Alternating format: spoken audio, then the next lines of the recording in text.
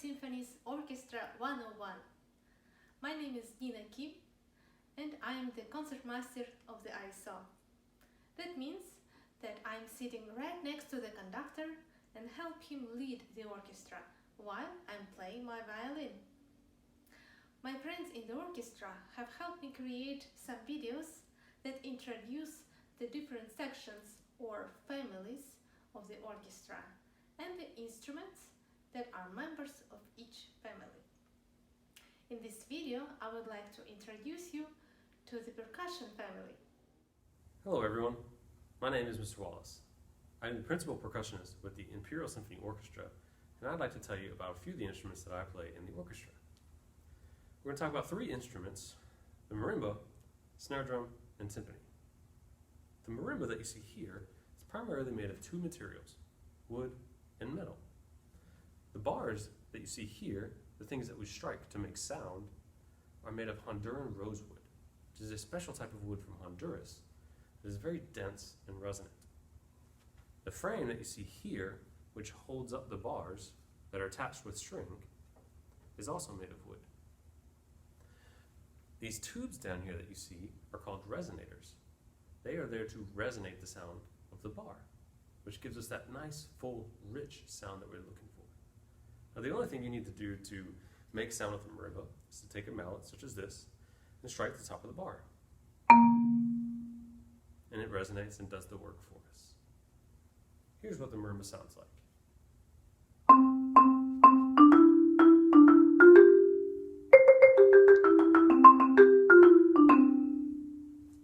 Did you recognize that? Exactly. That's row, row, row your boat. Now, the marimba can be found in different genres of music. It is typically heard in a classical sense with a piece like this.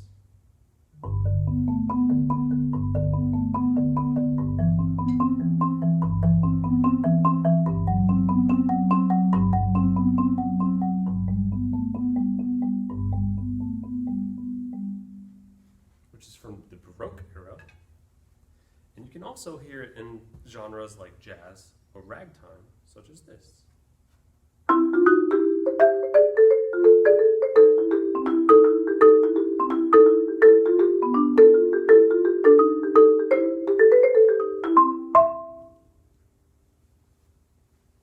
So now that we've heard a little bit about the marimba, let's go check out the snare drum.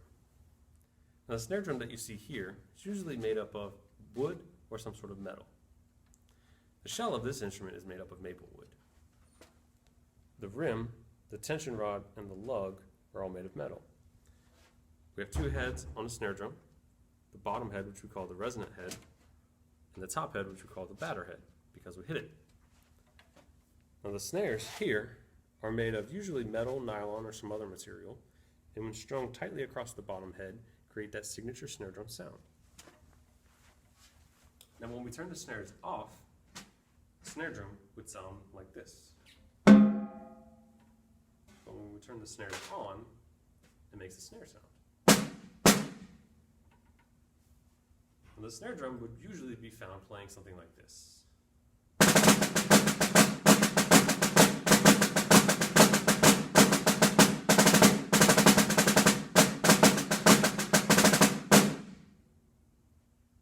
But when we add just a couple instruments, a cymbal that you see here, and a bass drum that you see here, we can make this snare drum into a drum set, which can be applied to many genres of music.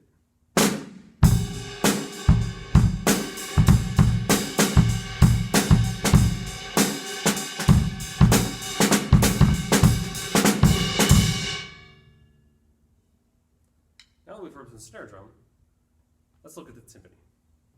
So the drum you see here is a timpano. You know it as timpani. But when there's only one of them, we call it timpano. When there's multiple drums, we call it timpani. Now, the bowl of this instrument is made of copper, sometimes made of fiberglass. It only has one head and is resonated by the bowl of the instrument. And it sounds something like this. Very resonant. But the unique thing is that we can change the pitch of the instrument with this pedal here. Moving up and down, we can change the pitch from low to high.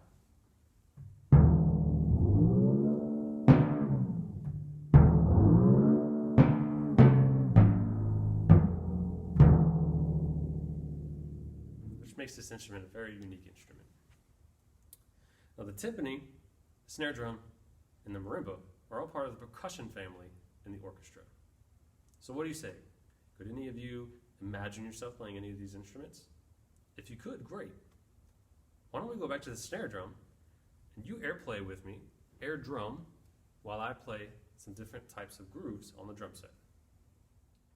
All right, you ready? Let's go.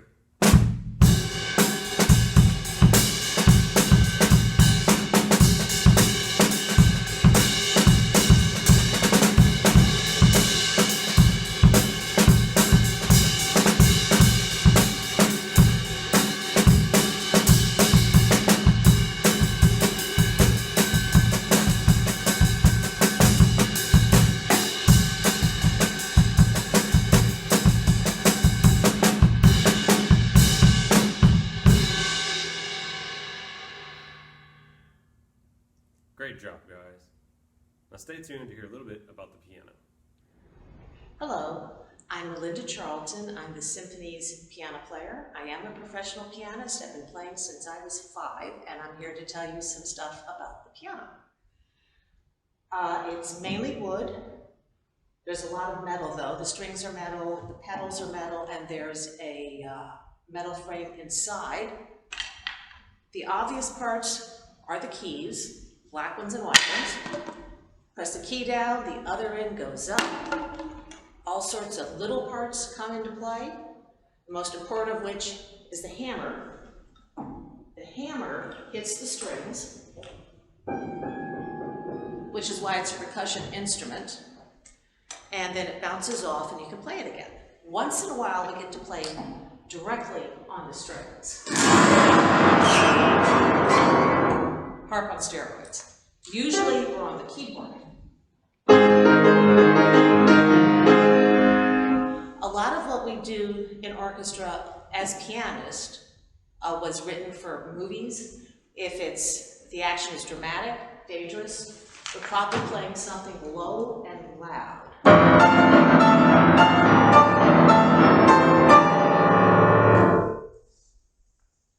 Or it could be something like this.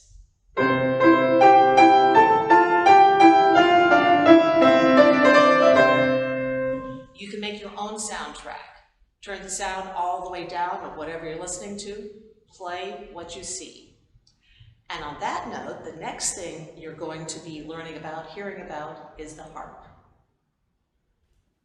And now for the harp. Hello everybody, my name is Dolly Roberts, and I am the principal harpist with the Imperial Symphony Orchestra. The first time I saw the harp when I was in the 3rd grade. A group of musicians from our local symphony came and did a small concert for us. I saw that harp and thought, that is the instrument that I want to learn how to play. Was fortunate enough to get lessons right away, and I played the harp and studied it all through elementary, through high school, and went off to college and did it, and also all the way through getting my master's degree in harp performance. This is my job and what I do full time, and I love it. Let me tell you a little bit about the harp. This is my personal instrument. It is made in Chicago. It is 6 feet tall, weighs about 100 pounds, and it has 47 strings on it. This is the largest size harp that is out there. Also at the bottom, which you can see, are 7 pedals, one for each note of the scale, A, B, C, D, E, F, G.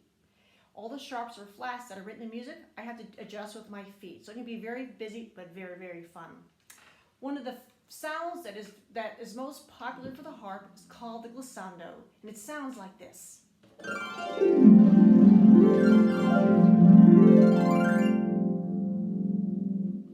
People love to hear rolled chords.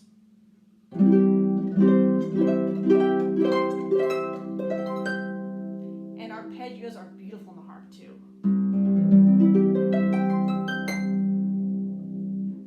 These are just some of the beautiful things you can hear in the harp, and I hope you come to the symphony soon to hear even more. Bye-bye.